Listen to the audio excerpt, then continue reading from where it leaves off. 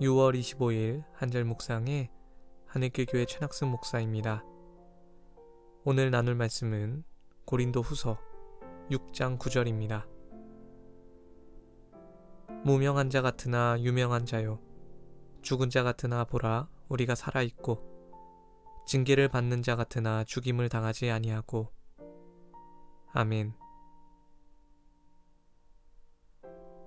닥터 후라는 영국 드라마 주인공들은 시간여행을 통해 여러가지 문제들을 해결합니다.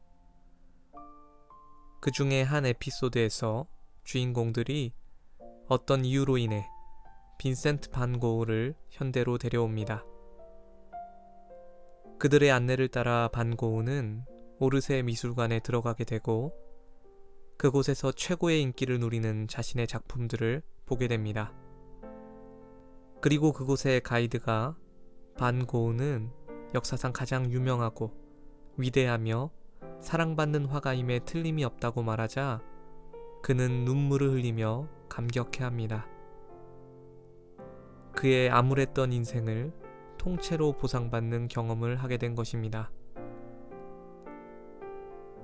여러분들도 잘 아시다시피 반 고흐는 불행한 인생을 살았습니다. 그는 미술학교에서 퇴학을 당했고 그의 그림은 인기가 없었습니다.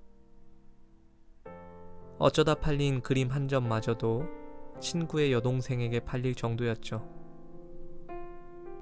말년에는 물감을 살 돈이 없어서 수채화를 그렸다고 합니다. 정신적인 장애로 인해 자기 귀를 자르는 기행을 벌이기도 했고 결국 자살했다고 알려져 있습니다. 하지만 그런 비참한 죽음 이후 10년 뒤 프랑스 파리에 그의 그림이 전시되면서 명성이 오르기 시작합니다. 오늘날 그의 작품은 천문학적인 가치로 평가받는데, 예를 들어 1990년에 팔린 가셰 박사의 초상이라는 작품은 무려 580억에 팔렸다고 합니다. 살아생전에는 아무도 알아주지 않던 무명 화가가 죽음 이후 역사상 가장 유명한 화가들 중 한 명이 되는 이 반 고흐의 이야기는 정말 아이러니합니다. 죽음 이후에 얻어진 유명세가 무슨 의미가 있을까 생각이 들기도 하지만, 왜인지 모르게 오늘 말씀 속 사도 바울은 이와 비슷한 이야기를 하는 것 같죠. 그는 선교 사역 중 감당해야 했던 여러 고난들에 대해 열거하다가 또 그와는 반대되는 영광스러움에 대해 나열합니다. 이것은 세상에 속한 사람들은 이해하지 못할 역설이지만 복음을 믿는 사람들이라면 이해할 수 있습니다.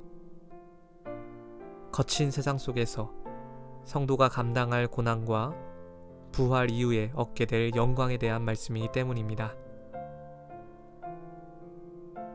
만약에 반 고흐가 죽음 이후 자기에게 벌어질 일들을 알았더라면 어땠을까요? 아마도 그의 삶은 우리가 아는 것과는 많이 달라졌을 테지만 아쉽게도 그것은 드라마에서나 가능한 일입니다. 그러나 우리 그리스도인들은 그런 놀라운 일을 오늘도 경험하고 있습니다. 하나님의 은혜를 통해 죽음 이후 얻게 될 영광을 믿게 되었기 때문입니다. 오늘 말씀과 같이 아무도 알아주지 않는 것 같지만 하나님께서 알고 계십니다. 죽은 사람처럼 아무 능력 없는 것 같지만 세상이 줄 수 없는 생명을 소유했습니다. 하나님으로부터 저주받은 것 같지만 부활을 약속받았습니다. 사도 바울은 이런 거룩한 역설에 대해 가르쳐주고 있는 것입니다. 따라서 우리들이 고난을 대하는 방식은 반 고흐와는 달라야 합니다.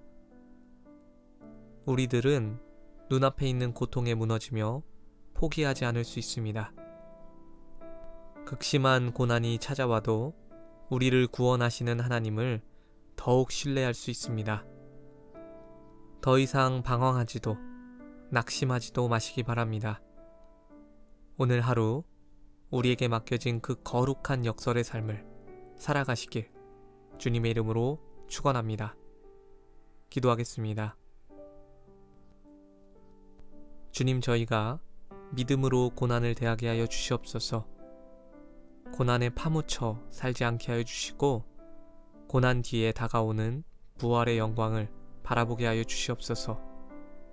모든 것을 공정하게 판결하실 우리 주님이 반드시 오실 것입니다. 그것을 믿는 사람들답게 이 땅을 살아가게 하여 주시옵소서. 때론 우리가 감당하지 못할 것 같은 고난에 무너지기도 하고 방황하기도 하지만 하나님께서 더 큰 능력으로 우리를 구원하실 줄 믿습니다.